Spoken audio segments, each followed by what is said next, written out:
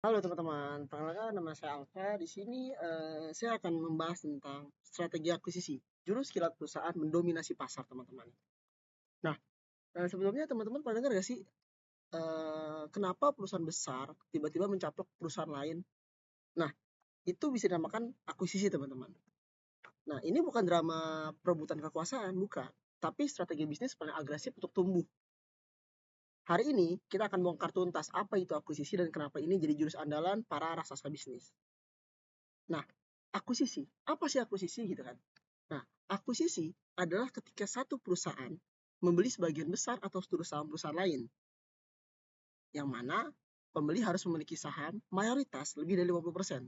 Kenapa sih, Fa, harus memiliki saham lebih dari 50% gitu kan ya?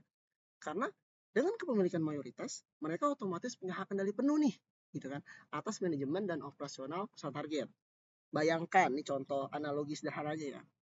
Bayangkan ketika kita beli rumah nih, dengan isinya. Rumah itu suatu perusahaan target gitu kan.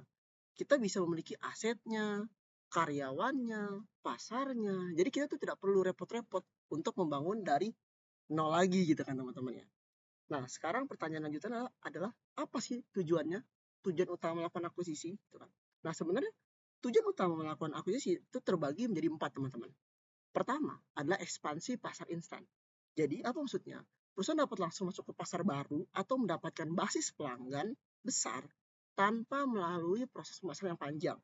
Justru ini bisa kita sebut sebagai jurus tumbuh kilat. Karena kita tidak perlu lagi teman-teman nih melakukan pemasaran kembali, mengget new customer. Nah, kita tidak perlu repot karena ketika kita akuisisi, customer itu udah ada di kita gitu. Kedua, kita bisa mendapatkan penguasaan teknologi dan sumber daya.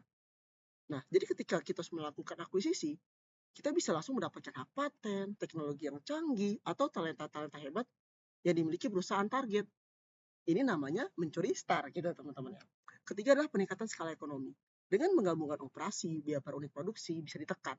Lebih banyak kita beli bahan baku, maka harga akan murah, dapat diskon yang bisa disebut sebagai sinergi daripada biaya. Dan keempat adalah menghilangkan pesaing. Nah, ini strategi paling dingin nih. Jadi jika pesaing teman-teman nih terlalu kuat, ya udah beli saja. Otomatis ketika kita beli akuisisi, kompetitor berkurang dan pangsa pasar Anda semakin besar. Pasar Anda, teman-teman, semakin besar gitu. Nah, sekarang adalah apa sih, Fa, contoh daripada akuisisi gitu kan di Indonesia? Nah, kalau kita bicara contoh daripada akuisisi, pertama adalah Blibli nih. Teman-teman pasti kopi nih. Blibli mengakuisisi Raj Market. Teman-teman pasti kopi lah. Kalau contoh sederhana, e-commerce raksasa Blibli itu mengakuisisi 51% saham PT Supra Boga Lestari Tbk atau bisa disebut sebagai jaringan supermarket premium Raj Market, yang mana hasilnya apa? Hasilnya Blibli langsung punya jaringan toko fisik yang kuat dengan menggabungkan kekuatan online dan offline.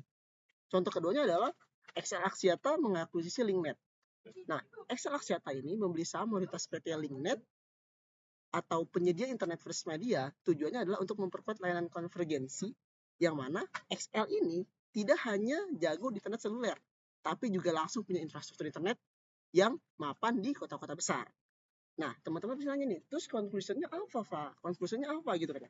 Jadi, conclusionnya atau kesimpulannya, jadi aku itu adalah jalan pintas, teman-teman.